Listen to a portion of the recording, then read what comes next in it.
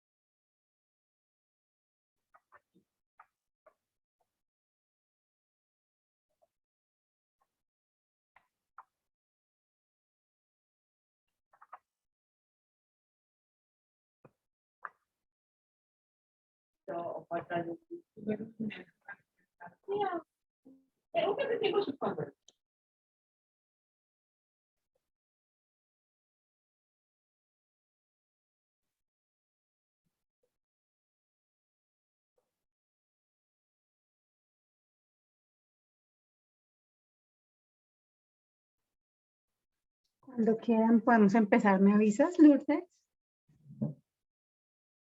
Sí, yo te aviso, Vale.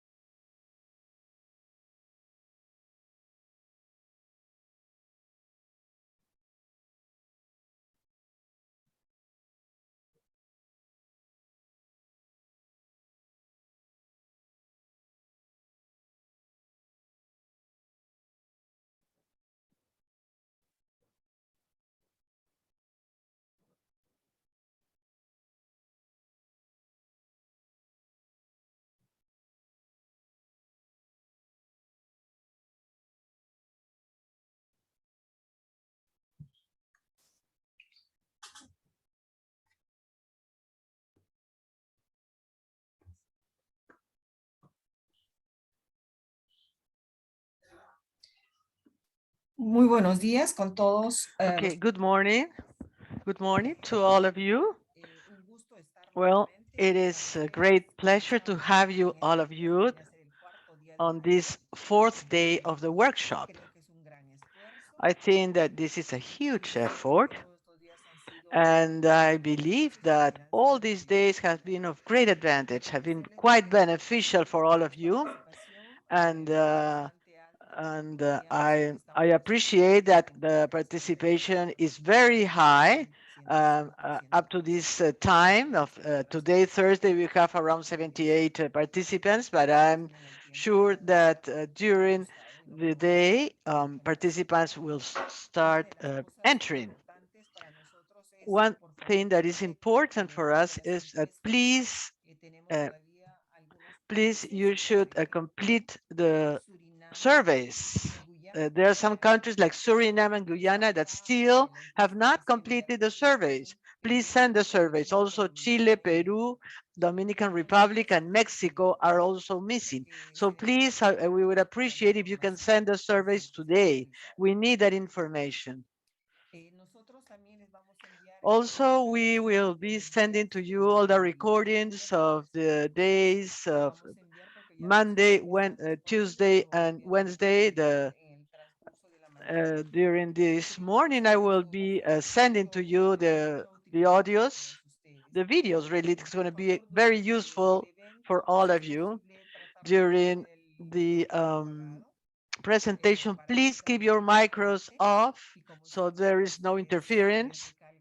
And also, as recalcar que Ernesto would enviar like to igual highlight, that the colocan las chat would preguntas be only para for que puedan ser questions leídas después. so that they can be read Otra de las cosas afterwards. que les quiero Another thing decir that es I que would las like to personas que están en request from grupo, you si hay is alguien que that a lo those mejor that no are tiene una máquina de hearing the puntuación, workshop in por groups, favor, that have una de las one PC personas and several people quizá nos listening, mande el please, correo y if y recibir la respuesta one of that persons can send by adicionalmente, email the names of all those that are attending en the lo que están workshop trabajando, as a se group. hacen responsables So de therefore, la we know that publicación de the las laboratory prácticas usually y is los temas responsible for sending the attendance of all the entonces ya people nos that falta are solamente el día participating in lunes this del workshop. día. So therefore, we have today Adelante, and Maribel, tomorrow that will be our empezamos. last day. Maribel, you have the floor.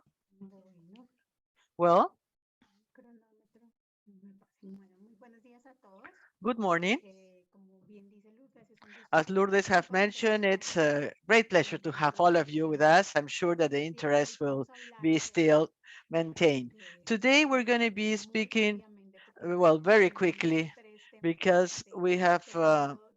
have three Vamos a topics hablar de for this operaciones y condiciones ambientales, workshop. We're going to speak about environmental conditions, lab equipment, and the pre-analytical processes. tratar de hacerlo So en el we will menor try to tiempo do this posible in the para best que time possible alcancemos, porque so los that temas we son have the bastantes. time to cover all these Tenemos topics algunas because they are preguntas quite a todos broad los topics. No? But I will try just to maybe Empecemos to entonces focus on con the las most condiciones important thing. ambientales. Como Concerning ya les space and mencionamos, environmental la conditions, norma the tiene environmental requisitos facilities and generales conditions, the para standard includes a determinar series of cuántas requirements that are emisiones general, and in some podrían cases they are not hacerse. very well Nos defined. dice el cómo. For example, it says that Podemos you should do mirar this, but they don't say la how you should do this. reglamentación de But cada of course, in the instalación, countries, la they have calidad de their instalación, own strict calidad regulations de concerning agua, management of mantenimiento. facilities, Entonces es muy dimensions, importante siempre minimum mirar equipment los to sistemas be de used. mantenimiento So therefore, it is conforme a la important norma. that we should be aligned Tiene que with the garantizarse que estén regulations of each adecuados country. a la They are norma a asking to garantizar. Entonces, ese that we adecuado, should uh, que las use cómo that we determinamos should fit adecuados, a ¿no? suitable environment for the task to be carried out. Of course, it's important to know what do we mean by suitable. Tengan So claro, therefore, it's important that in your obviamente, organization you have a me clear preguntan por idea. favor si alguien más tiene problemas de Please, if you audio. have any audio problem, because William is saying that he cannot listen. No, we can listen perfectly. There is no Entonces, problem. revisa por favor tu audio William, please check your audio no hay. Entonces, or your este volume. entorno adecuado So this suitable debe ser, environment bueno, for the tasks to be carried out. So therefore, we need to be taking into responsable account the requirements are de different depending on each de country. In some tenemos countries, que they are documentar asking that we should muy have definidamente y everything adecuado documented on qué tareas how we have fitted everything, what are the tasks that we carried out, what are the requirements. Some environments have specific dimensions of in the lab, certain square meters per person that is working there. So therefore, it is important to establish what do you mean by suitable according to your country regulation. In addition to that, the standard demands that it should be that the area should be controlled, the access to the areas should be controlled. So that's part of the safety measures that we take to ensure that everything that we have in the lab, clinical information, sample, resources, equipment, reagents, results, and so on, are fully protected against unauthorized access. And therefore, this implementation of the access to the area, of the control of the controlled access to the areas. Sometimes what we find in the laboratories is that there is a record. No, people get in and they record themselves in a lab log, but but it's important somebody should check if the person that is signing in is the individual that really is identified as such. So therefore, somebody can say, for example, I may say my name is Caroline Rojas, but I'm not really Caroline Rojas. So therefore, and if I need to show my ID cards, and sometimes this is not required. That depends on the lab, depends on the institution, whether they have a general access control to get into the lab, or there has a secondary access control that has to do with the areas that have a restricted access. Because you see that in all the labs, they have all the doors have different signs of restricted access, but you see that sometimes the people just go on to the different rooms, and it has happened sometimes that it happened to me a while ago. It was a very large lab in Mexico. There was a door where everybody can go in and out of that door, even though it's a restricted access, but because it was like a back door of this room that was supposed to be a restricted access room. So therefore, it's important that a good control should be exerted on these areas. Also, it says that these facilities should allow the correct performance of the exams. So from a risk analysis, from a physical risk analysis, I can establish in each specific area the equipment, the reagents. I can establish what should be monitored, because this somehow would affect the correct performance of the activities to be carried out in that area. So therefore, the standard is very clear in that aspect. It says, for example, the power sources, lighting, ventilation, noise control, water, waste disposal, and environmental conditions, and so on, and many other aspects. So therefore, we need to establish, according to what we should do, which of these would be controlled or monitored.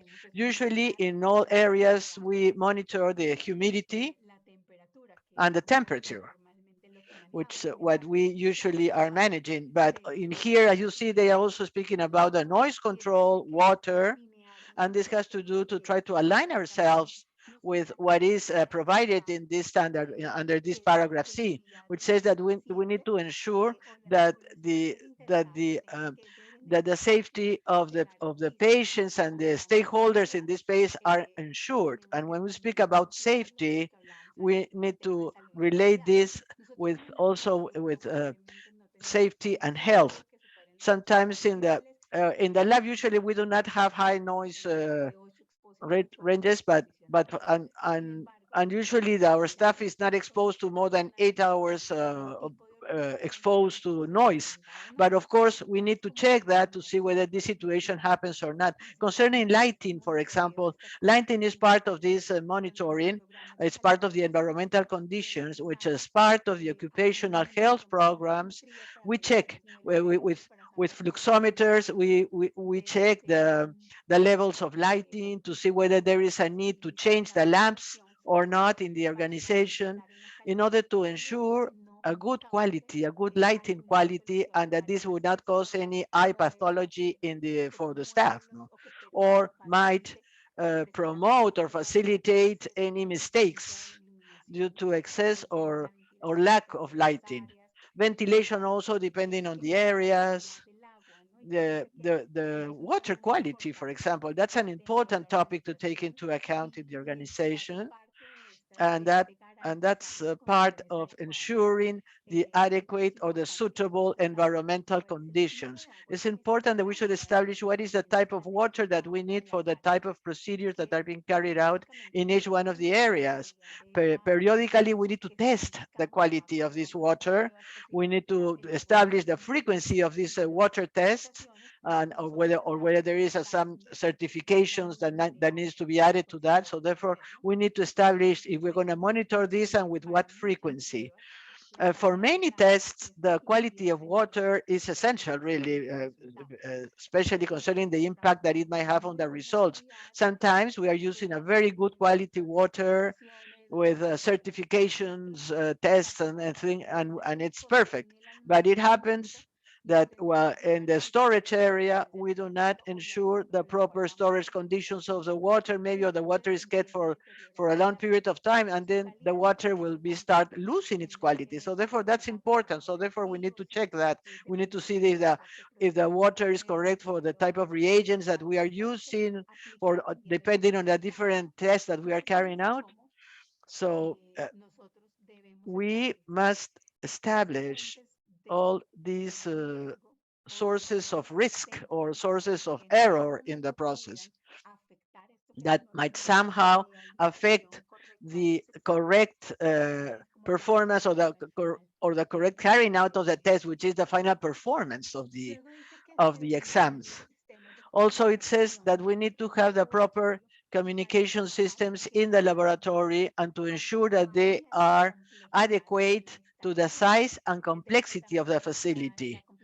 The size and complexity of the facility, but also of the organization, to ensure an effective transfer of information.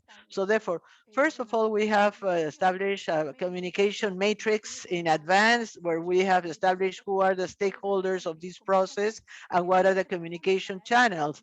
The level of depth reached by these will depend on each organization. There are some organizations that carry out a matrix where they document even the topics that will be exchanged with some specific stakeholders or not. Sometimes it's very difficult to detail to put so many details in a matrix, like what kind of communication will be exchanged with a client or not.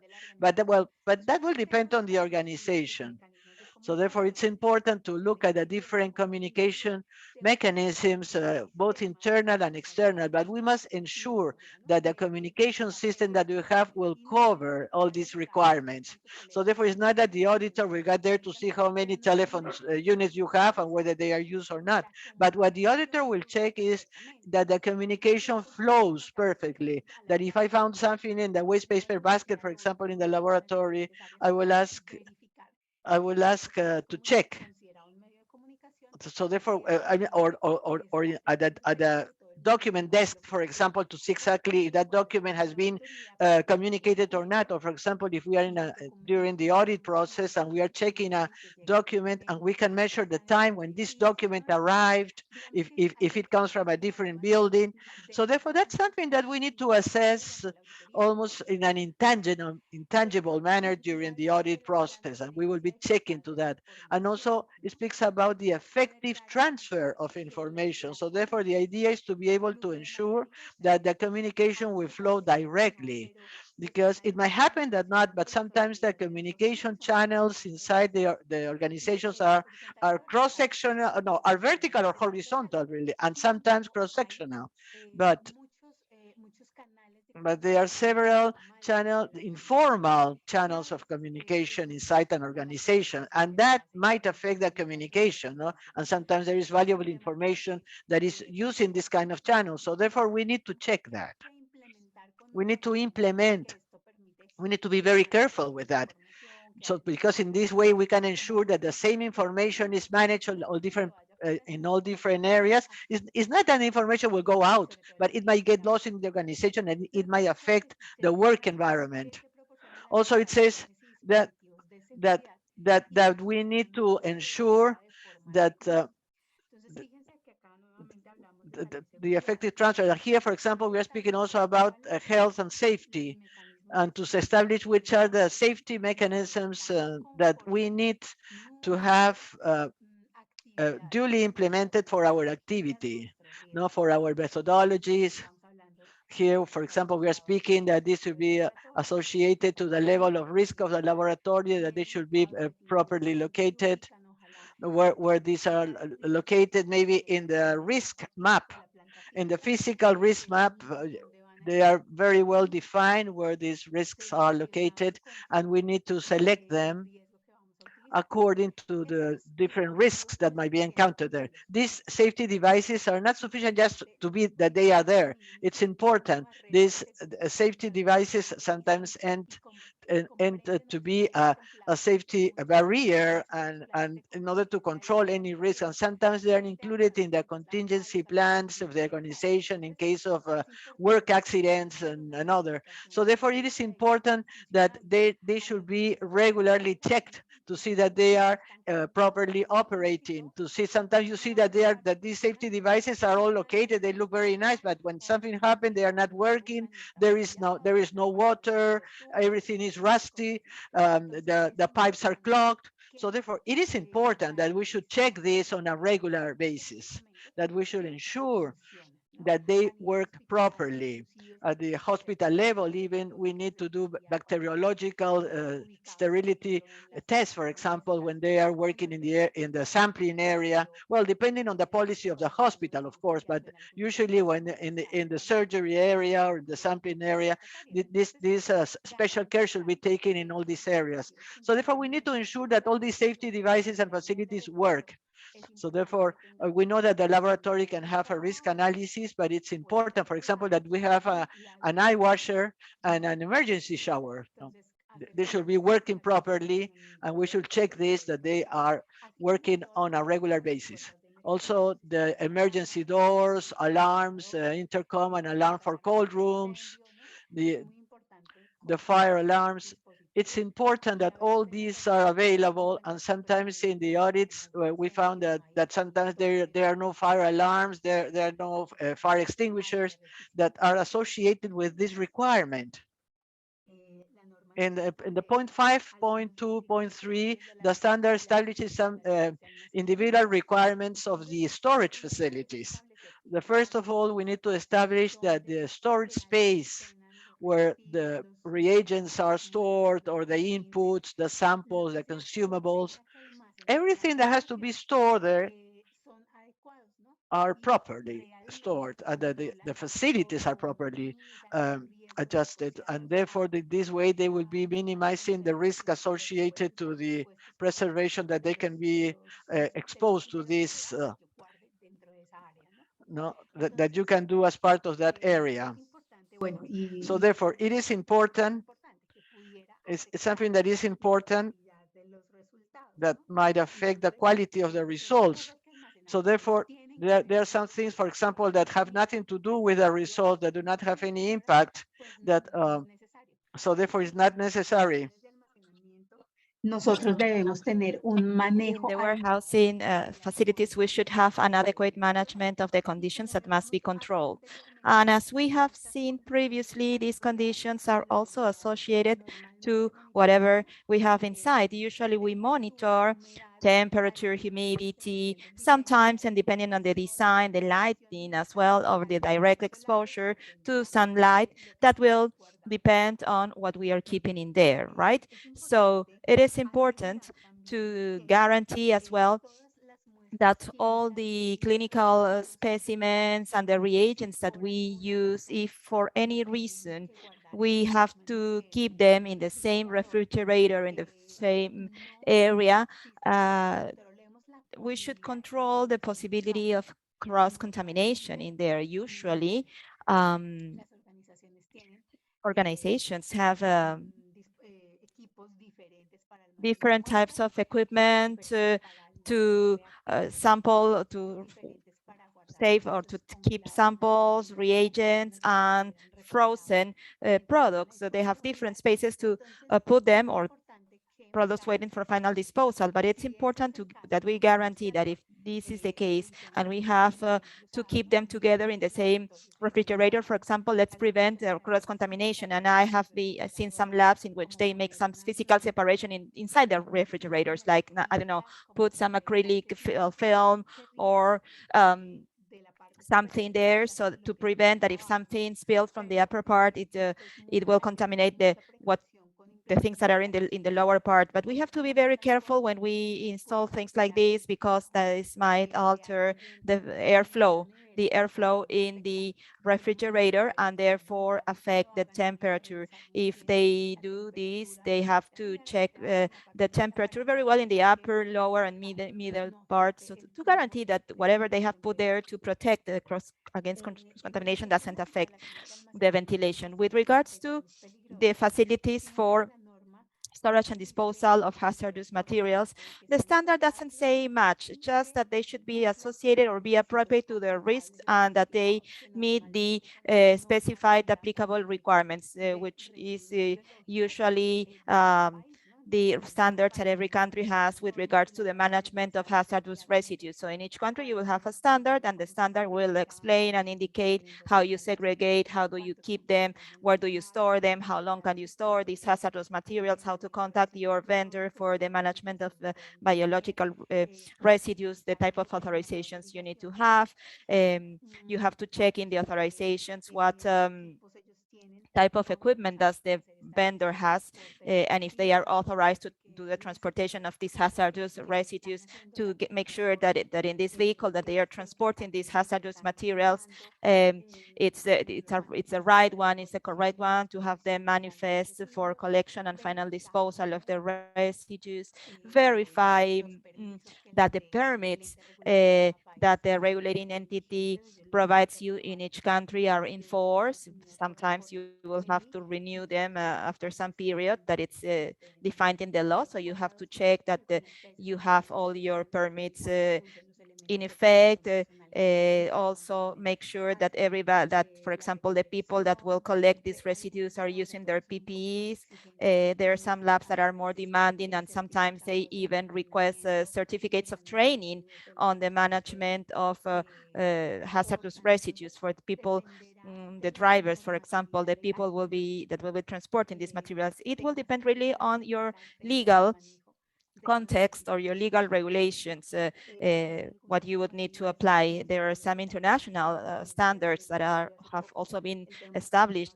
I was talking about the globally harmonized system. I mentioned it the other day, and it's been used in several places. Now the labelings of the reagents are different. Now the color coding is not compulsory. Some continue using it, but it is not any longer, well, the CD system, the harmonized system doesn't prohibit it, but it's not the main one. So to say, there's another type of pictograms that are used for each one of the risks.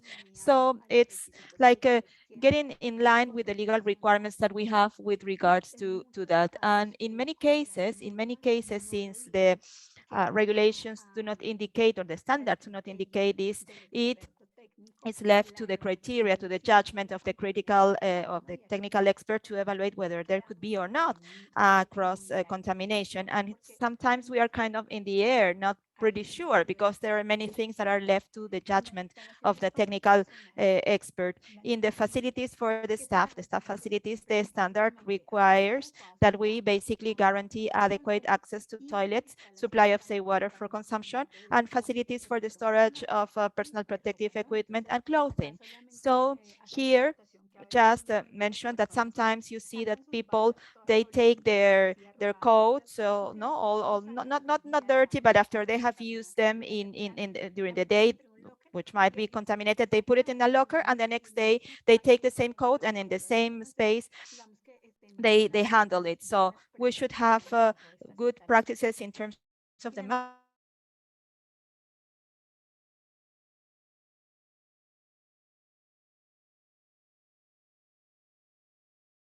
and that where possible compulsory. And because this is very important, which is that we should provide a space for staff activities social activities like a space where they can rest, a space where they can sit, where the staff can take a coffee, read, study, rest, no, in their breaks that they might have in their work. I consider that it's of vital importance that we have that in our organization, these facilities or places for the staff. Now, in 525, she corrects herself, the standard speaks about the sampling facilities. Many of you might not have sampling facilities. However, what is requested according to the standard, because you can also give this recommendation to the labs, is that and the recommendation is that there are separated areas. When the patient arrives, it's not that he's sitting and then in front of him the reception and then the sampling facility. So when the patient comes, if there are 10 patients, the 10 patients listen or hear what the patient is saying in the reception or in the sampling facility, and you know that this is confidential information, and there might be fiscal information, financial information, and many things that nobody should be hearing. So we must guarantee that these spaces are adequate, that these spaces guarantee the comfort and the privacy of the patients and the companions. And in this version of the standard, they were much more emphatic in terms of the facilities for people with disabilities, taking into account the spaces for the companions. So you cannot have this very, very small toilet, no? And just because you put a handrail, you consider that that's okay for disabled persons. When a person, if they need someone entering the toilet with them, they won't be able to do, because two people won't fit there, no? And well, the regulations in different countries are different as well. If you need ramps, if you need elevators, it depends on the regulations of the country. You should also guarantee that these facilities in which we need to work, in which we work, do not affect the quality of the process and the quality of the exam, whether it is the same sampling or any part of the process. We also have to maintain first aid supplies always, whatever we need, everything that it's, valid, not expired, things that are functional, no, having a first aid box or whatever. But we need to have that. In 526, the standard indicates what is the maintenance of these facilities and the environmental conditions. The first thing that we need to be aware of is that the facilities must be functional and safe and must be clean and organized. And you might say, but how can you find a dirty lab? That's not possible. But in audits, this happens a lot. The auditors arrive and they find sometimes the labs in very bad condition in terms of maintenance, in terms of cleaning. They pass the finger through the equipment or the areas, and it's all full of dust. And this happens a lot. And it's not good, because dust might have in the equipment might have interference in the results. So once we have determined which are the conditions that we must monitor in our area, we should keep monitoring. We need to record and control these environmental conditions, as I said a minute ago, based on what is required or what might influence the quality of the sample or the security or the safety of people. So this, together with the occupational health program, which will determine what might affect or not the staff and what should we monitor. So we also include here the risk analysis of our methods. And if we go to the manuals of the analyzers, you will see that these manuals indicate all the risks, both internal and external, that have been established, because based on the law, they need to do this. So in our manuals, we will actually find which are the conditions that we have to guarantee, that we have to monitor, and that we have to follow up. But monitoring is important, but it's not the only thing. I can establish what I will monitor, the intervals or the frequency with which I will be monitoring or taking measurements, or I will have my equipment calibrated, measure them every day or not every day. I will decide that. But what matters here the most? It's to have a follow-up, that it's to guarantee that you do the monitoring in the frequency that you have set. And if you are out of that frequency, you should take action with regards to this, because in the audits, this happens a lot.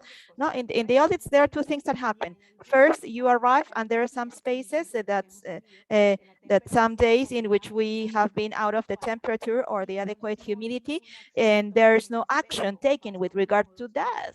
Or it happens 1 or 2 days in a row, but they don't do anything.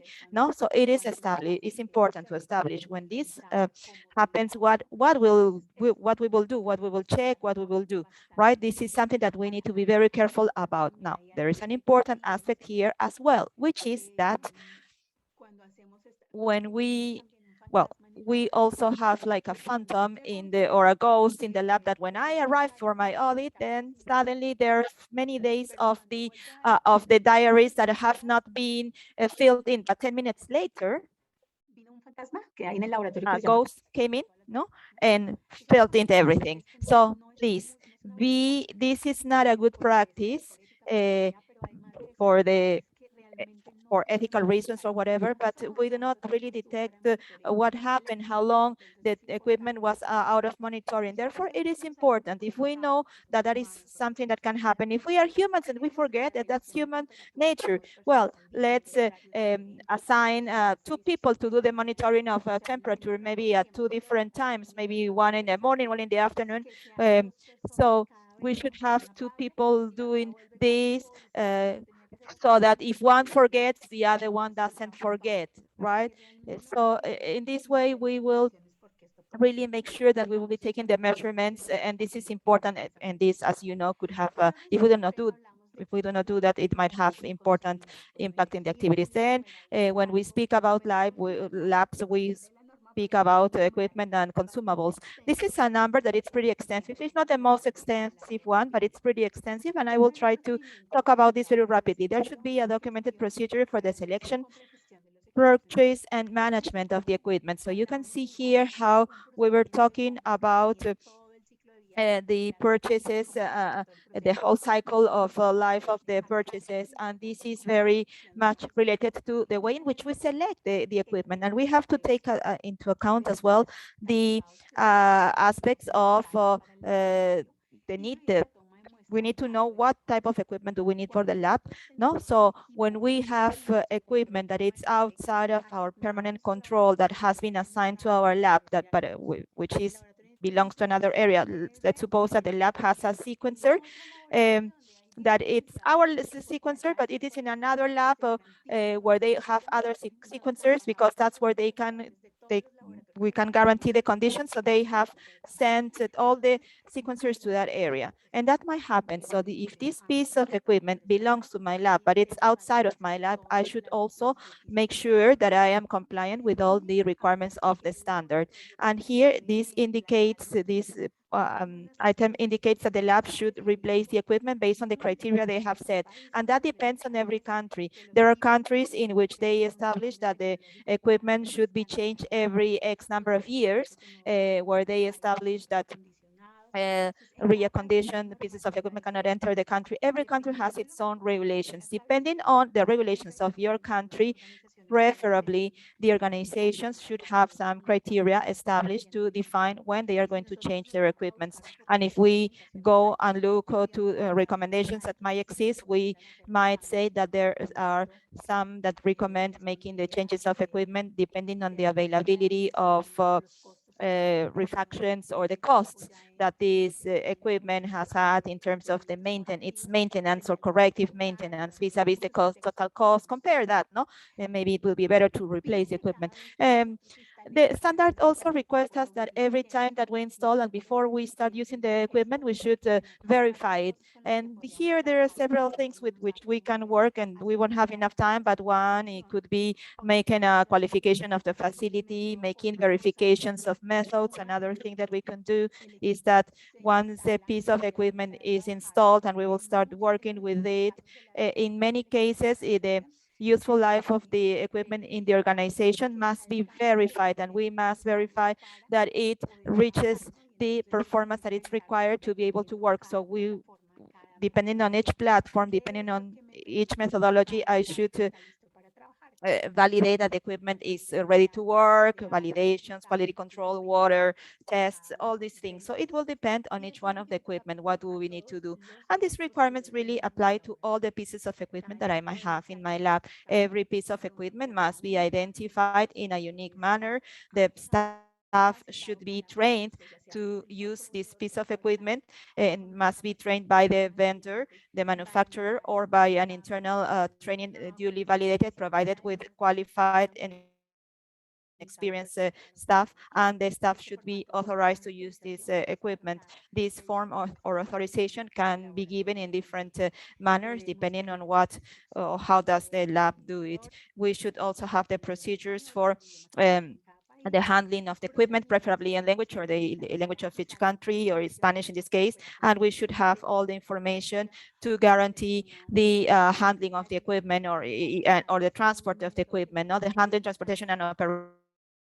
If we have to transport the equipment, how we should do it to prevent putting at risk the people involved in the process. So we have to include the person in charge of the transportation and the person that will handle the equipment in this. In 5314, we have the calibration of the equipment and the metrological traceability. Well, with the calibration of the equipment, we should be able to determine the equipment that are susceptible to metrological traceabilities. We should establish a calibrations schedule. We should calibrate with the frequency that the lab considers adequate based on the recommendations of the manufacturer, the history of use or failures of the equipment, the results of the intermediate verifications that should be done. So the labs will establish how often they will calibrate, and they would make some intermediate analysis as well, verifications, right? The calibration of the new equipment is very important, and if the establishment of the recalibration periods will be associated to the results of the verifications, or if they will be set in a fixed date, like every year I will calibrate the pipettes, or if you will do intermediate verifications because you have the infrastructure, then you will establish this periodicity, and this will depend on the results of the verification, and that will depend on what each lab wants to do. You should make sure that you will hire qualified vendors to do this, record the metrological traceability of the calibration you should make sure that that you have established the status of the calibration and the probable recalibration date for each piece of equipment, the use of correction factors, which eventually usually are not used in the lab to match, usually with some thermometers, but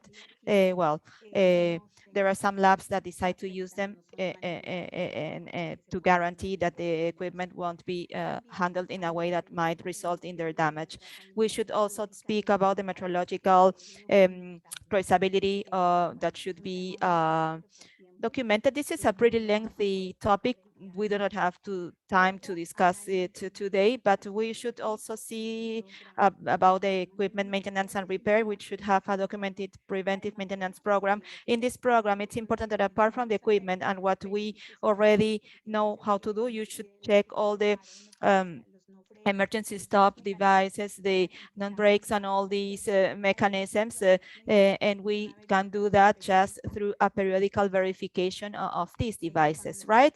When the pieces of equipment are defective, we have to remove, label them, or do it in such a way that we can guarantee that this equipment will not be used until they are fixed. And it is important that we also review when the equipment had a fail, what was the impact they had in the work that was done immediately previously to the failure, right? We will implement the contamination protocols, and to make sure that when the equipment are maintained or withdrawn from the institution, the lab should guarantee that the person doing the maintenance is using the personal protective equipment because they have it, or because I give this to this person. But this security protocol should not be lost at any time.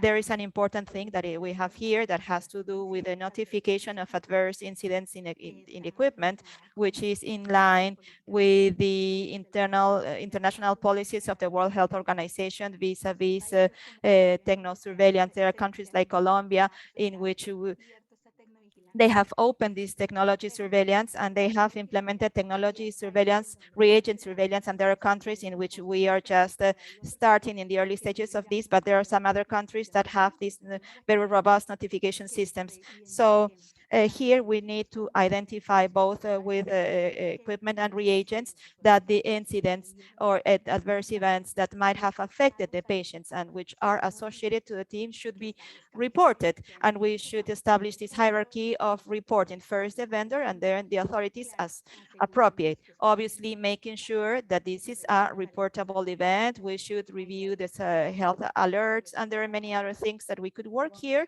but we want to dwell into detail here. And 5317 establishes everything about the equipment. If you review the standard, it's about having a file that meets at least what the standard has established there, as if it was a checklist. In 532, here we have everything about reagents and consumables. Here, it speaks about establishing a documented procedure in which we will manage the whole cycle of life of the reagent, from the reception, the storage, the inventory, the acceptance test, etc. And then it asks us that we guarantee that even if it is not me that who received the lab, but another central lab, I must make sure that these reagents that I receive are received and almost stored based on all the specifications of the manufacturer. They have the capacity, they manage and control the conditions for temperature, humidity, illumination, or whatever it's applicable. It doesn't matter that it's not me that who received this. Nos habla de los ensayos de aceptación. Y entonces, Okay, fíjense, here they speak about the acceptance essays that it says in each new batch or send with changes in the reformulation of the exam package or changes in the reagents and the procedures should be verified prior to use. Here there is an important thing that needs to be taken into account. The acceptance tests, they can be referred to calibration, quality control, or the requirements that that specific method has, but also an acceptance test also will involve the validation of methods.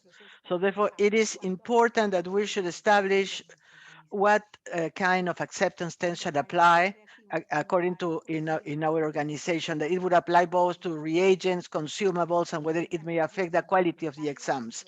Therefore, then we have an inventory management, the inventory control that in this case, you should separate the reagents and consumables that have not been inspected from those accepted for use. For example, in the case of the novice cat, for example, the James Commission, that they asked for a list that has identified what are the critical reagents in order to have a larger safety stock for that. So therefore, this inventory control enables to ensure the safety and the availability of the reagents in the laboratory, also that they have all the instructions for use, the inserts, the notification of adverse incidents are duly sent. Not, as we said, each country may check this with their own, according to their own regulations in force in each country. And the records of each reagent. We should maintain records for each reagent, and then it's like an information in the form of a checklist, no? The identity of the reagent, the consumable, the manufacturer's name and badge, the date of receipt or expiration or commissioning. So according to this requirement, we will be able to know exactly when the batch was first opened, when it was started to be used, and so on.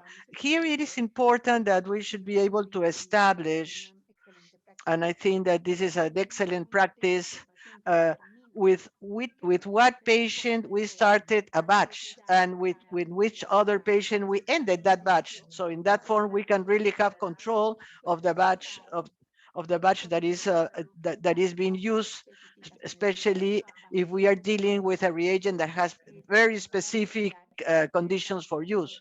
and also to ensure the stability of the batch. So therefore, it is important that this, Por favor, alguien please, tiene el please, micrófono. could you close your microphone? There is a lot of interference, please. Okay. So therefore, we need to ensure that this record is not only just a record for the sake of fulfilling the standard, no, but we are collecting information, very important information through this record. This record preferably should be filled by the person who is using the reagent, because that person will know exactly what is going on. Also, the record should include the manufacturer's instruction, the records of initial acceptability, the current performance records. Sometimes this information is not included in the same file, no? But what is important that you should know exactly where this information is located.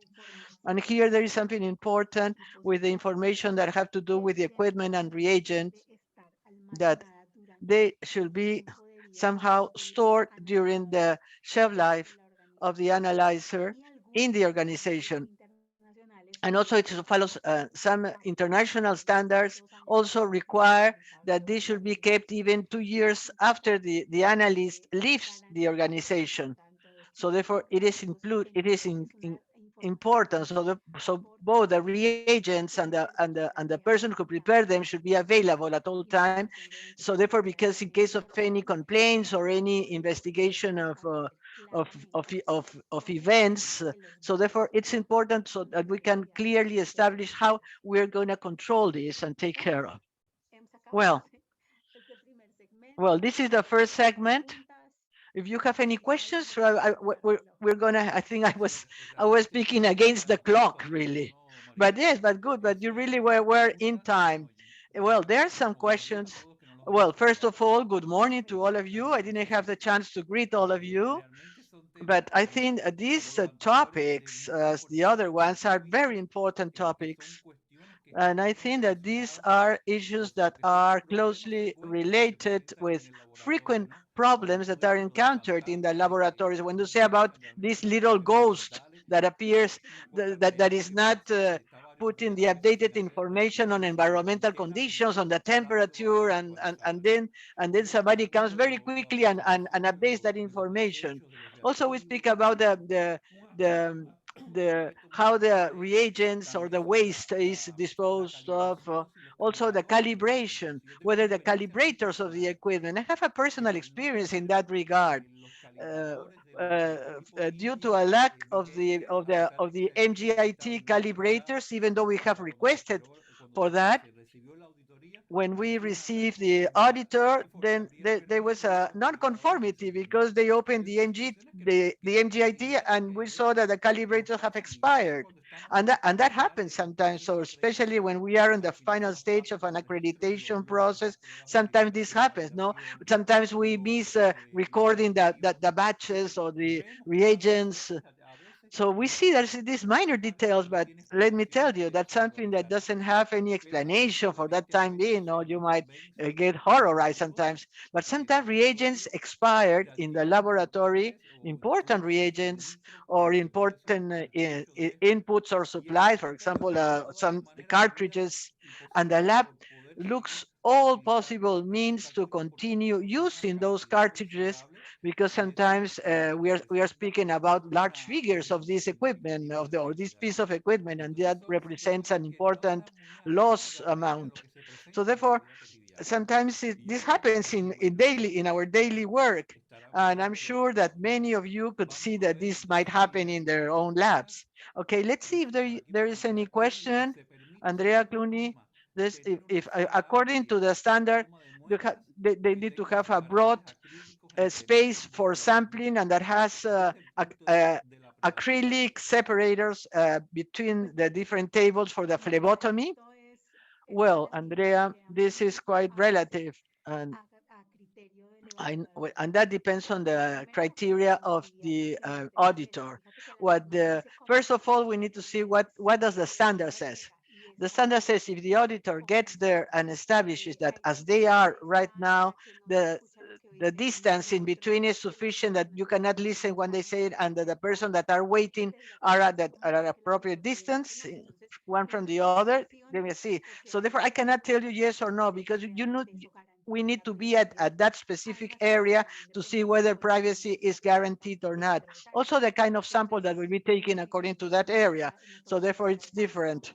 So therefore, you can take uh, a sample or a blood sample or a blood test or other microbacteriological tests. That depends exactly on the kind. Yes, that's true, because first of all, we need to be at the specific area to look at the characteristics of that area, and there the auditor might establish whether the lab is meeting those conditions or not. Another question from Magdalena: if an equipment is damaged and is left out of use, should that be taken out of the master list of equipment? Well, Magdalena, that master list of equipment that you are talking about is like the inventory of your organization. So therefore, that will depend on the internal policies of the organization. If this equipment is kept in the organization and is included in this list of inventory, and it has been marked as an out of use equipment, but it's still in the organization. Now, if the equipment is taken out of the organization, then it will be removed from the list. But meanwhile, it's advisable that it should be maintained in the list. Elizabeth Cepeda asked whether the laboratory has two entry doors. If the laboratory has two entry doors, both of them should have an access control. Yes. Yes, of course, that depends, of course, of the size of your organization. If you're speaking about a large organization where the main access control, that would be the first filter, no, which is the main entrance. The second filter would be getting into the building where the laboratory is located. The third filter will be in the department where the laboratory is located. And the fourth and final filter will be entering to the process area. But sometimes it does not exist because we have already had three filters, no? But that depends on the design of the laboratory, but usually all access doors are controlled. But that depends on the design, of course. Now, you have an internal area of the laboratory where all of us can get in, because it's just the six of us that are working on that laboratory, that we are professional and we are working all the time together. Of course, in that case, there is no problem. But that depends on the design of the lab. In the case of her lab, I think that yes, that would apply, that they should have two access control entries, because it is inside the laboratory, but it has two different entry doors through different places. Here we have another question. Let me see.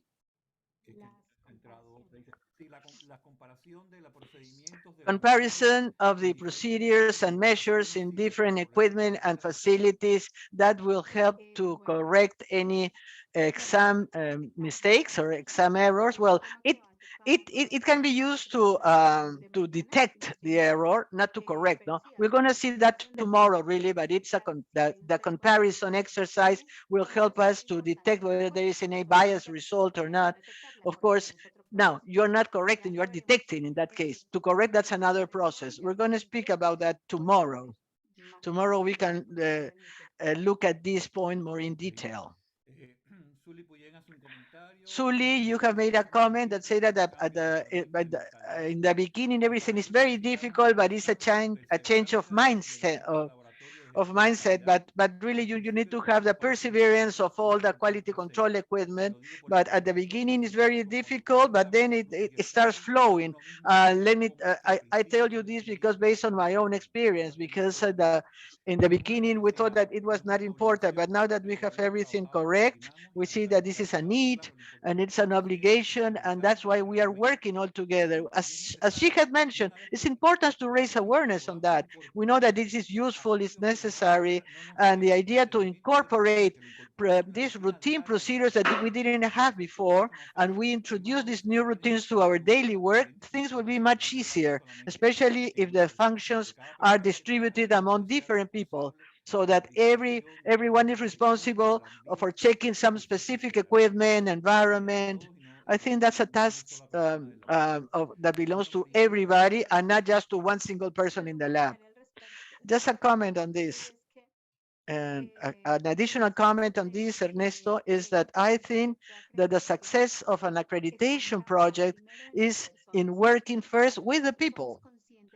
once that we are aware of the responsibility that we have, of the impact that we might have in the life of the patients, once we learn to put ourselves in the shoes of the patient, and then we know that maybe tomorrow the patient at a given time can be, that I can be the patient, or maybe one of my children, one of my parents, or any other relative, at that time we tend to be more sensitive and be aware of the great importance that this has. And in this way we understand exactly what is the standard requiring from us, and really, and then we start realizing that we were carrying things before in the way that was not the correct one, and now we must learn doing everything correctly.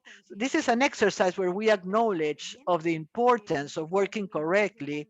Then I think, and then knowledge starts gradually being acquired. So I think that the implementation of the accreditation process, first of all, is to start working with the people from the human side.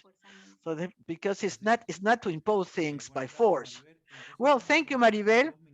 Well, we have a 2 minutes break so that you can change your presentation. Ernesto, could you please turn on our cameras in order to take a picture of all of us? Is that possible? Yes, can we do that? Now that we have this 2 minute break, can we turn our cameras? Well, but in that case, Maribel will not be sharing her presentation.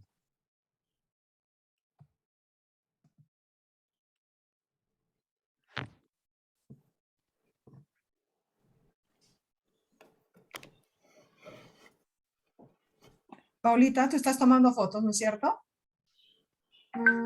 Paula, are you taking the pictures?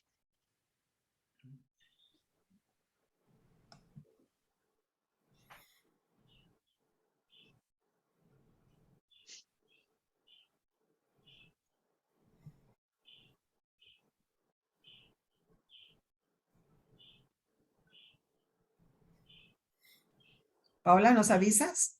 Paula, can you tell us? Are you taking the pictures?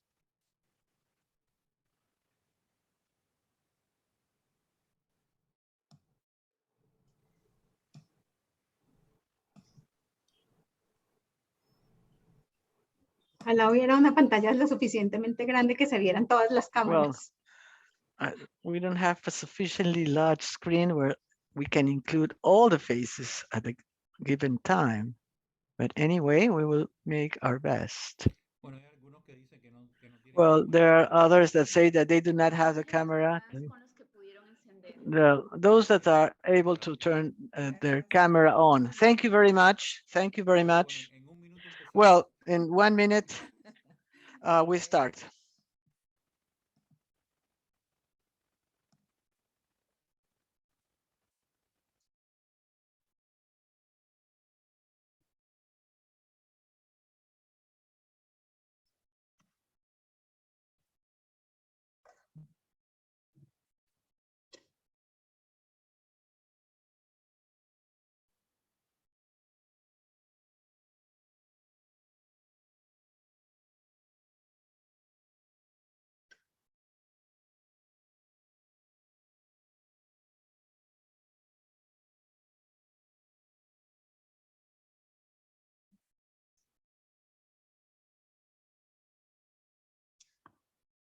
Listo. Entonces vamos a iniciar nuevamente. Very Ahora, well, we will resume.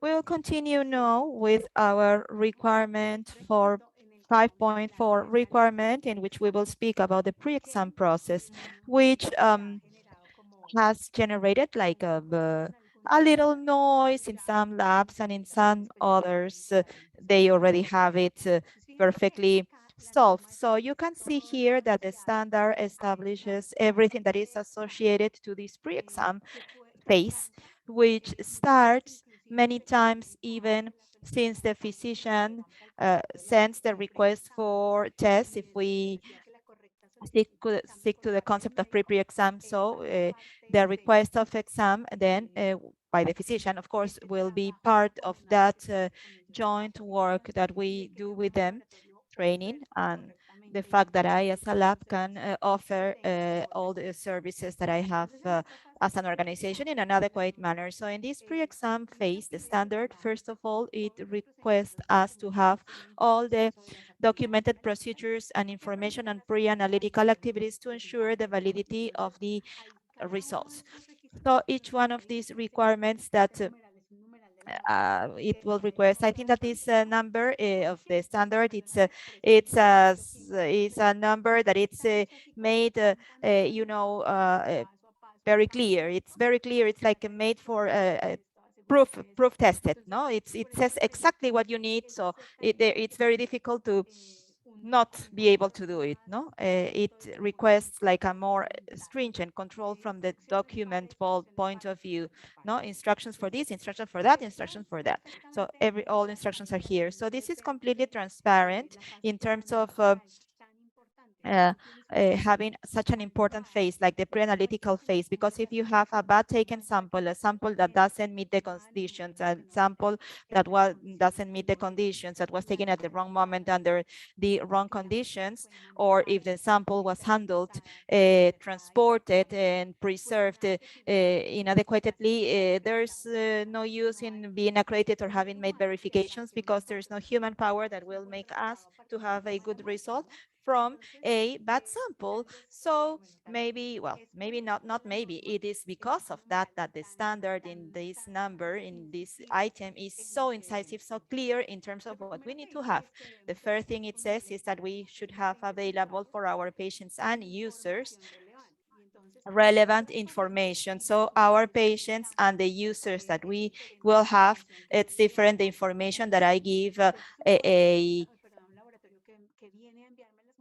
a lab that sends me samples. That's a lab that sends samples from other cities, very remote places, maybe, or very far away places, or the information that I will give to the patients that will come to my lab to take samples, and their main activity is not like the testing lab that I take samples 24 hours, I meet these conditions, and here we are, when maybe you, because of your activities, which is your main activity is not taking samples, maybe therefore you will only take samples 2 or 3 hours in the morning or some days of the week, because that's not your main activity. So it is important to be clear about what information are we going to give the users, location, services offered, and if there are outsources analysis, if the analysis are outsources, the patient need to know. Now the standard says that this should be available. There are accreditation bodies that have different levels of demand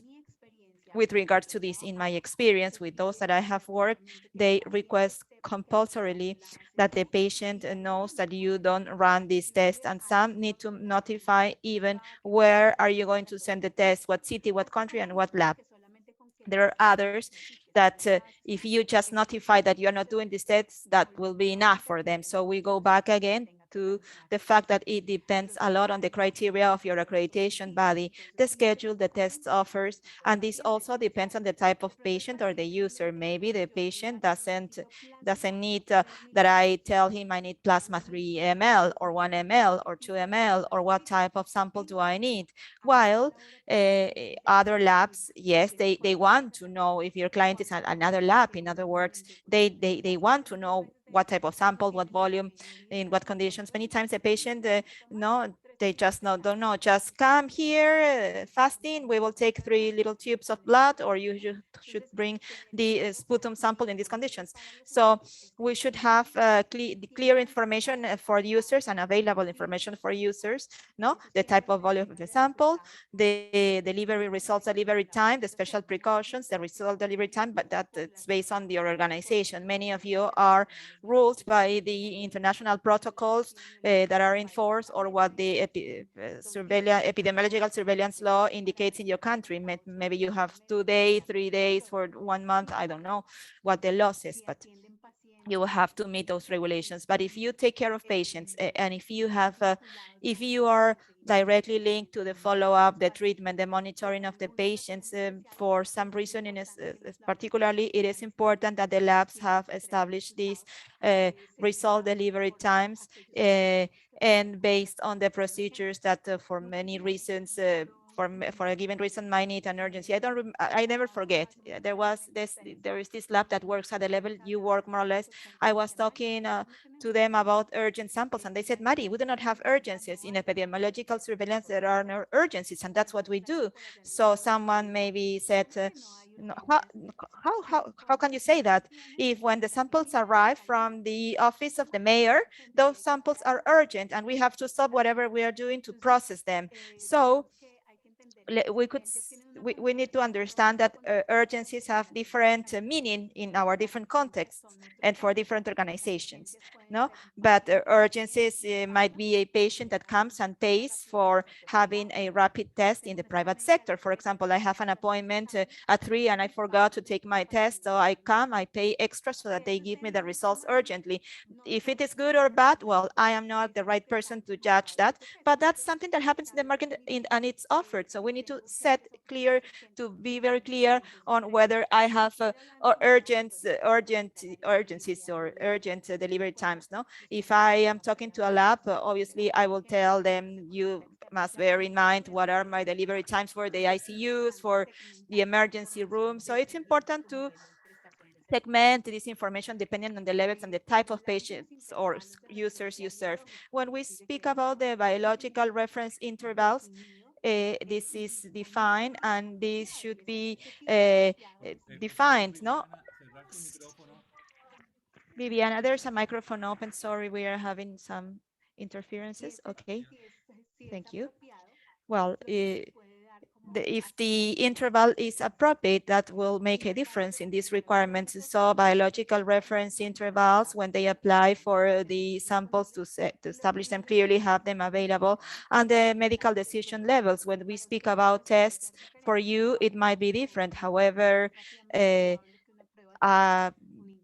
for example, for me, a test has a biological reference interval that is this normal range or value, or this range in which we have most of the patients, and a patient in normal conditions will be there. And this we can establish with different models, take it from the insert, but we can verify it or establish it correctly. There are also the levels of medical decisions, which are those concentrations of the analyte in which the physician makes a decision for the patient, what to do with the patient. So some people will say, no, some physicians sometimes tell me, but a glucose of 150, it's not a medical decision level, and he's right. If the patient has with the glucose of 119 or 180, then for me, yes, it is a point in which I will make a decision. With the patient in 105, I would say, repeat the test in 2 months, be careful, eat well, and then we will see what happens.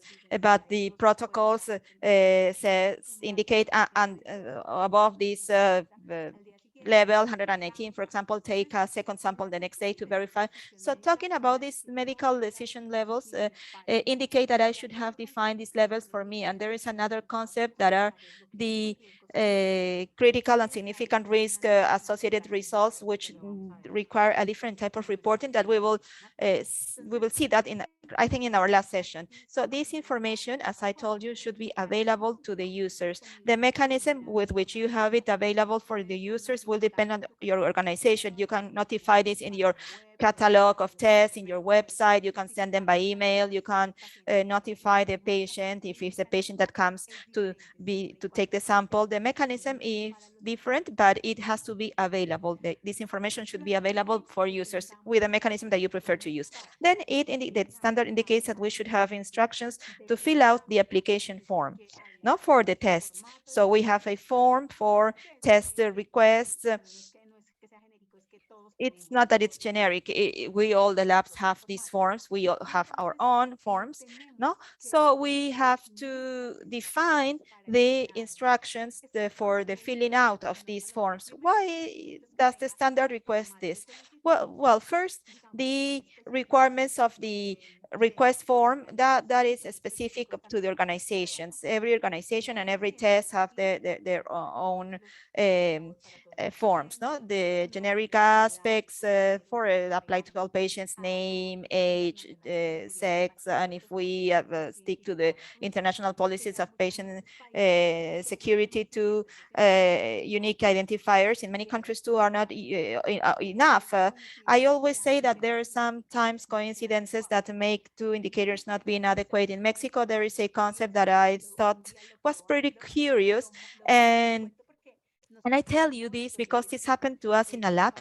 And what happened was that when it is the day of the Guadalupe Virgin, they start what they call the marathon of the Guadalupe. So once in the lab, someone came called Guadalupe Reyes with other last names, but Guadalupe Reyes was the name, not the last name. And this person had been born on December 10th.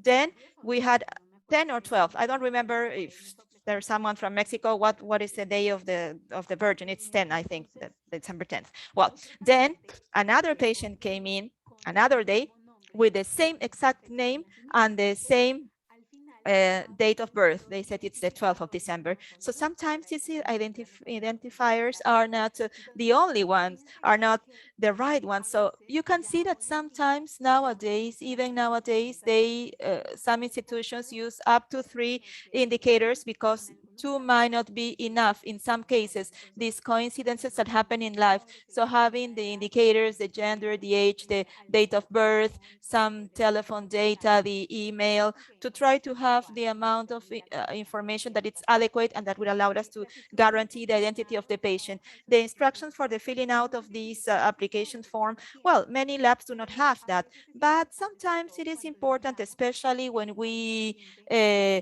send information to the patient, so the physician, sorry, she corrects herself. When we ask the patient, the physician information in this form, for you, in general, for the labs that do epidemiological surveillance, the fill out of the test form or request form, it's very important because you have to ask for information, contacts, contact, clinical signs, symptoms. So it will depend on each organization what is the importance that you will give to these instructions or these guidelines to filling out these application forms, which in your case are fundamental. In a particular, in the private lab, a person that doesn't come with a request can access to get some tests with you. The working model is completely different, the private labs. I mean, the preparation of the patients. It is very important to provide the patient in any form that you could have in your lab, but to provide them instructions priorly to the taking of the samples. Therefore, it is important that we let our labs know that the instructions are not only to just give them a piece of paper and here it is, read it and do it this, or go to page 1 and do what page 1 says, or sit with this person and tell him, well, we are going to take the samples in this little tube in these conditions at this hour of the day with this volume, saliva, blood, or whatever, all the instructions that you give, because sometimes the lab, when you are in front of the patient, we give the instructions to the patient and the patient says, yes, yes, of course, then they go away and they completely forget. So the lab must to make sure that not only that they give the instructions, but the patient understands the instructions. So the mechanisms that organizations implement for it are different. Give them verbally, give them in paper, send them by email, posting them in the websites now with the WhatsApp and all the platforms, and the labs that have communications and messages. You can send the surveys through WhatsApp. Many times when when the patient comes and they ask their data and through what they send information through WhatsApp, there is a lab that I know that they have even have created a video, an explanatory video in which they show with images to the patients what they should do or bring. So nowadays it is very, very important. Well, it is very easy as well to do this in the best way possible. Of course, understanding that the pre-analytical phase has a great deal of impact. At this point, I might not dare to say that it's the one with the greatest impact because having worked with this, I have understood as well that if I have a bad reagent, there's no use in anything else. If I have a reagent that doesn't have the performance criteria in terms of specificity, sensitivity, or variation capacity, I won't have the best results, even if the sample is very good. But taking into account that the impact of the pre-analytical phase is extremely important, that I can guarantee these instructions well given. You can see how even if you do not take the samples, you can give clear guidelines so that the patients will will go ready and in good condition. And we should disseminate this throughout all of our continent to optimize this process. It is important then to have very good instructions for taking samples from the patients, including the special recommendations that you might have to apply in the transportation of the sample, because the patient is not an expert in that, and he might say, yes, I will put this in my bag and then in the lab, and then they put the sample 24 hours in the bag, and then they go the next day to the lab to give it. So it's been collected 24 hours ago, no refrigerator, and there might be many things that could affect that sample. That's why it is so important that all these instructions are well given and understood. Then it mentions any requirement for the consent of the patient, like providing clinical information to the medical staff in case of an external consultancy. And here we see that the consent is the authorization of the patient, and we are going to speak rapidly about the informed consent, that more than a requirement that should or not exist. I consider that this is a right of the patient. The informed consent should exist in all the labs and for many activities, because the informed consent allows us to notify to the patient many things that the standard ask us, that the importance that they tell us the truth at all times vis-a-vis everything that is asked on the pre-analytical conditions, the importance that they know the risks associated to the taking of the sample, which do not depend